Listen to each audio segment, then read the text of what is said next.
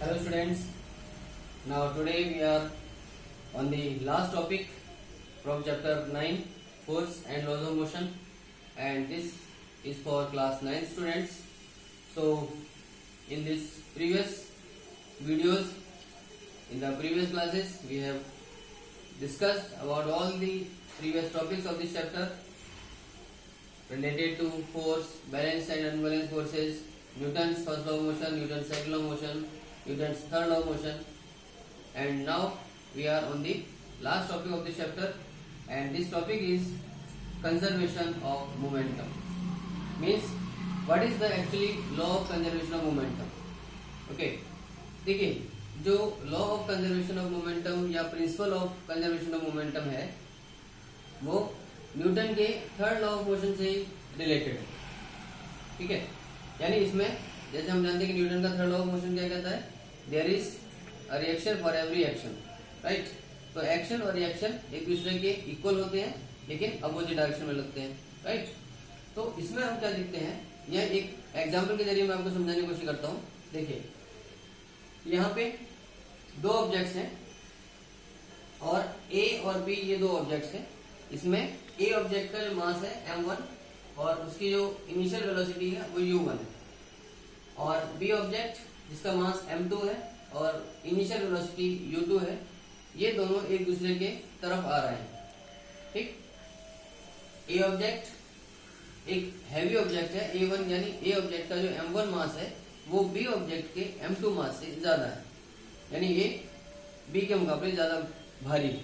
ठीक, तो जब कोलिजन से पहले की जो सिचुएशन होगी उस केस में क्या होगा कि ये जो ए ऑब्जेक्ट है जो u1 इनिशियल वेलोसिटी से बी की तरफ जा रहा है और उधर बी जो u2 इनिशियल वेलोसिटी से ए की तरफ को आ रहा है, तो कोलिजन से पहले इनका जो टोटल मोमेंटम है वो बनेगा m1 u1 ए ऑब्जेक्ट के लिए plus m2 u2 B object के लिए.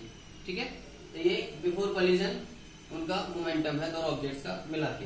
ओके, इधर ये सिचुएशन है आफ्टर कोलिजन की, यानी यहाँ पर जब कोलिजन हुआ, जब उनके बीच में टक्कर हुई तो उसके बाद क्या सिचुएशन हुई, कोलिजन के बाद की सिचुएशन क्या है कि ए ऑब्जेक्ट का जो मास m1 था, मास तो चेंज नहीं होगा किसी चीज का, उसकी जो वेलोसिटी थी इनिशियल वेलोसिटी, अब वो टक्कर लगने के बाद v1 फाइनल वेलोसिटी बन गई.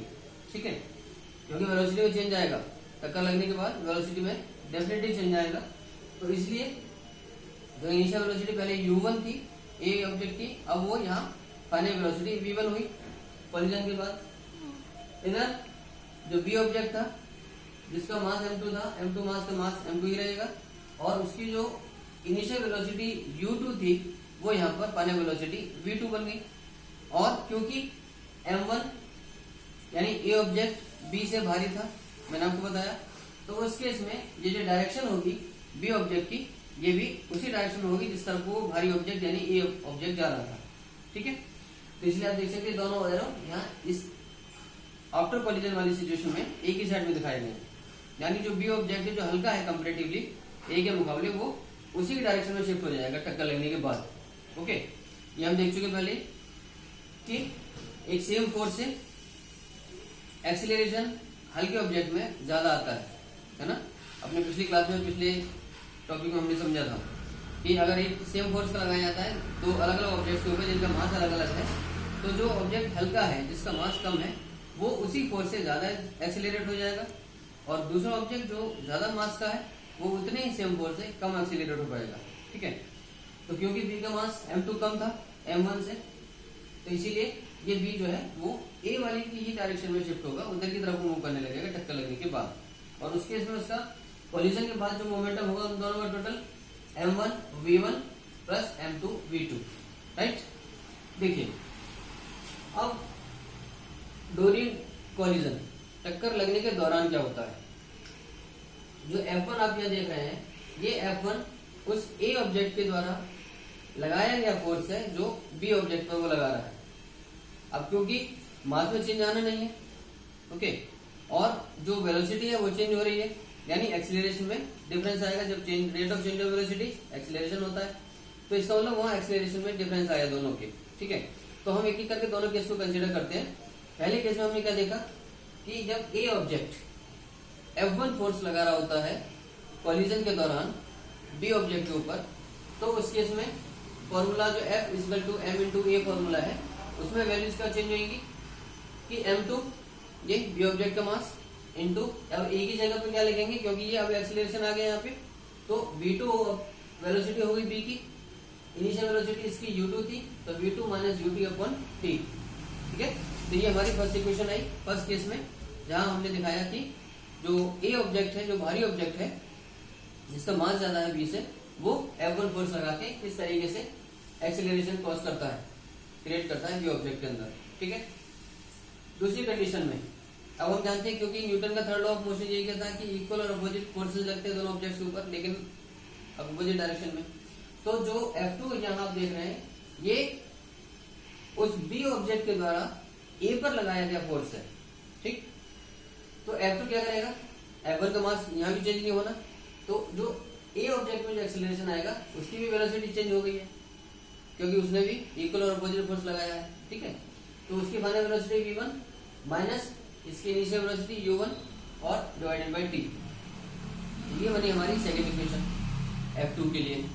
अब न्यूटन के थर्ड लॉ ऑफ मोशन के हिसाब से दोनों फोर्सेज इक्वल है, लेकिन अपोजिट डायरेक्शन में होंगे, और अपोजिट डायरेक्शन में है तो यहाँ माइनस का साइन शो किया जाता है इसके लिए। ठीक है, तो F1 equal to F2 but with minus sign, right, it shows that their directions are different now, okay, during collision. अब इन वैल्यूज को हमने यहाँ F1 equal to minus F2 वाले इस फॉर्मूले में रखा। ठीक है, F1 की वैल्यू m2 ब्रैकेट में v2 माइनस u2 अपन t यहाँ अभी इक्वल टू माइनस, और ये F2 की वैल्यू ये m1 v1 माइनस u1 अपन t ये यहाँ लगा दी। ठीक, t से t कैंसिल हो जाएंगे, इधर क्या बचेगा, लेफ्ट साइड में हमारे पास m2 और ब्रैकेट के अंदर v2 माइनस u2, और राइट साइड में हमारे पास माइनस के साइन के साथ m1 और ब्रैकेट में v1 माइनस u1। ओके, इस m2 को इन दोनों से मल्टीप्लाई किया जाएगा, as you know m2 v2 minus m2 u2 equal to ये m1 भी फिर इन दोनों के साथ मल्टीप्लाई किया जाएगा, m1 v1 plus m1 u1। अब ये प्लस का साइन आप जानते क्यों आया, क्योंकि यहाँ ब्रैकेट के बाहर माइनस का साइन है। ठीक है, हमने क्या किया, ये माइनस वाले जो नंबर से m2 u2 और m1 v1 इनको हमने एक्सचेंज कर दिया, ताकि ये माइनस का साइन खत्म हो जाए, साइन चेंज हो जाए, रिवर्स हो जाए। तो m2 v2 ये वाला, और m1 v1 जो माइनस के साइन का था वो हम इसके बराबर के निशान के इस तरफ ले आए, और उसी लिए इसी तरह से फिर ये जो m2 u2 था माइनस के साइन का, ये उधर चला गया, m2 u2 प्लस का m1 u1। इसको हम रीअरेंज करके देखेंगे, तो m1 u1 plus m2 u2 equal to m1 v1 plus m2 v2, यानी this is total momentum before collision. जैसा कि यहाँ देखा था कि हमने m1 u1 equal to m2 u2 था, ये वही चीज है, m1 u1 plus m2 u2 before collision total momentum of both the objects.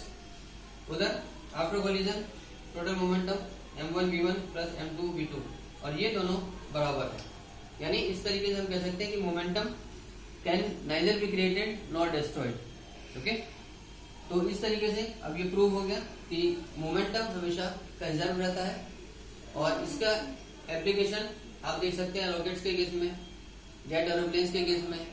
Okay, जो न्यूटन के थर्ड लॉ ऑफ मोशन की जो एग्जाम्पल और एप्लीकेशन है, सेम मोमेंटम के लॉ ऑफ कंजर्वेशन को फॉलो करते हैं, राइट। और इसीलिए जो एक और जो गन की रिकॉइलिंग है, यानी जब गन से की फायरिंग की जाती है, तो बुलेट का मास और बुलेट की वेलोसिटी ये बराबर होगी गन का मास और गन की वेलोसिटी के, तो कुल मिला के मोमेंटम रिमेन्स कांस्टेंट।